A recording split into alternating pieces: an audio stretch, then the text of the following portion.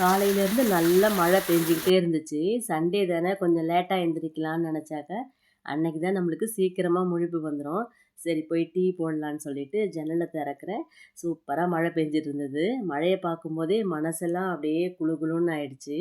டீயை போட்டு கொண்டு வந்து கொஞ்ச நேரம் உட்காந்து பேசிகிட்டு இருந்தோம். கல்யாண பத்திரிக்கைலாம் நிறையா வந்திருக்குன்னு ஞாபகப்படுத்தினேன். அதுக்கப்புறம் நான் ஒன்று ஒன்றா சொல்ல சொல்ல போதும் போதும் லிஸ்ட்டு பெருசாக போய்க்கிட்டே இருக்குன்ற மாதிரி சிரிச்சுக்கிட்டே பார்த்துக்கிட்டு இருந்தாங்க. பிரியாணி செஞ்சு ரொம்ப நாள் ஆச்சு. இன்றைக்கி செஞ்சிடலான்னு சொல்லிட்டு மட்டன், சிக்கன், ஈரல் எல்லாம் வாங்கிட்டு வந்துட்டாங்க. மட்டன் ரொம்ப விரும்பி சாப்பிட மாட்டாங்க. அதனால் வந்து எப்போ மட்டன் வாங்கினாலும் கொஞ்சம் ஈரல் வாங்கிடுறது.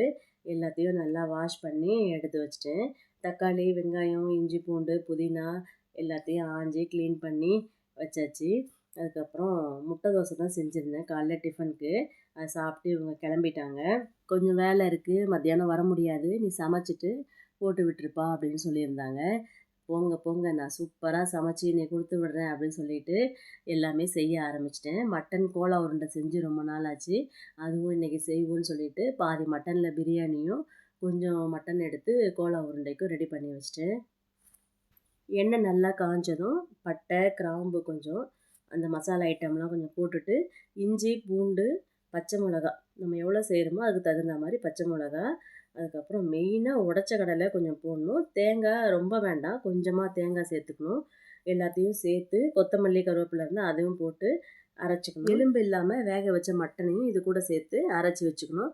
ஒரு கெட்டி பதமாக ரொம்ப தண்ணி ஊற்றாமல் அரைச்சி வச்சுக்கணும்.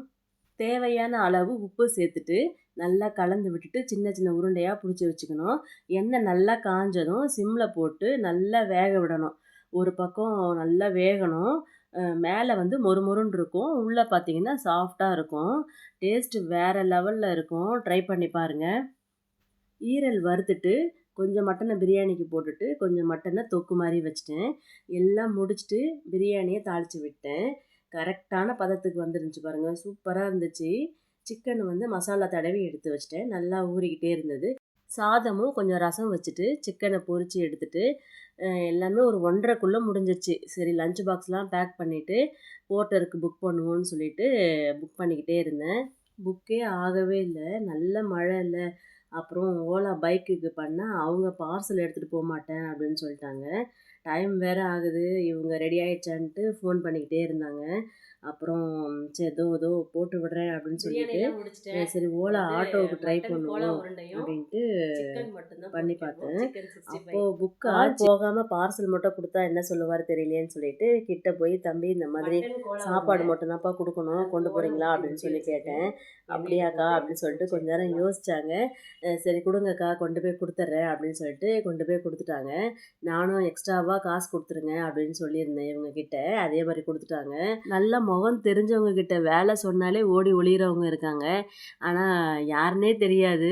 நம்ம சொல்கிறத புரிஞ்சுக்கிட்டு சரி சாப்பாடாச்சே கொடுக்கணுமேன்னு சொல்லிட்டு அந்த தம்பி ஹெல்ப் பண்ணாங்க. தேங்க்யூப்பா. கிட்டத்தட்ட ஒரு மணி நேரத்துக்கு அப்புறமா தான் லஞ்ச் பாக்ஸை கொடுத்து விடுற மாதிரி இருந்தது. இவ்வளோ சீக்கிரமாக செஞ்சோம், டைம் ஆயிடுச்சு. அதுக்கப்புறம் நானும் சாப்பிட்டுட்டு கிச்சன்லாம் க்ளீன் பண்ணுறதுக்கே டைம் சரியாக வந்துடுச்சு. அப்புறம் இதுக்கு மேலே வந்து எடிட் பண்ணிவிட்டு வீடியோ போடுறதுக்கு லேட் ஆகிடும், சண்டேவே முடிஞ்சிடும், காலையில் போட்டுக்கலாம் அப்படின்னு சொல்லிட்டு ஷார்ட்ஸ் மட்டும் ரெடி பண்ணி போட்டிருந்தேன். நல்லா ரீச் ஆகிருந்து, நல்லா வியூஸ் போயிருந்துச்சு அந்த ஷார்ட்ஸ்க்கு. நிறைய பேர் பார்க்குறீங்க, எல்லோரும் சப்ஸ்கிரைப் பண்ணுங்கள். பார்க்குறவங்க எல்லாருக்குமே ரொம்ப நன்றி. நேற்று ஒரு சப்ஸ்கிரைபர் வந்து என்ன கவிதா இல்லம் சண்டே சமையல் வரவே இல்லை அப்படின்னு சொல்லிட்டு நைட்டு வாய்ஸ் மெசேஜ் போட்டிருந்தாங்க. ஷார்ட்ஸ் போட்டிருக்கேன்ப்பா பாருங்கன்னு சொன்னேன். தனலக்ஷ்மி ரொம்ப நன்றி கேட்டதுக்கு. இந்த மாதிரி ஏன் வீடியோ போடல அப்படின்னு கேட்குறவங்களும் இருக்காங்க. என்னத்தை இதெல்லாம் எடுத்து வீடியோவாக போட்டுக்கிட்டு இருக்காங்க அப்படின்னு சொல்கிறவங்களும் இருக்க தான் செய்வாங்க. நம்ம அவங்களெல்லாம் பார்க்காம நம்மளை கேட்குறவங்களுக்காக நம்ம வீடியோ போட்டுக்கிட்டே இருப்போம். இன்றைக்கி நம்ம வீட்டில் மத்தியானம் லஞ்சுக்கு சுட சுட சாதம், மட்டன் பிரியாணி, மட்டன் கோலா உருண்டை, ஈரல் நல்லா கார சாரமாக பெப்பர் போட்டு வறுவல், சிக்கன் 65, மட்டன் தொக்கு, முட்டை, தயிர் பச்சடி நான் வைக்கல ஏன்னா கோல்டாக இருக்கா, அதனால் தயிர் வெங்காயம்லாம் நான் போடலை.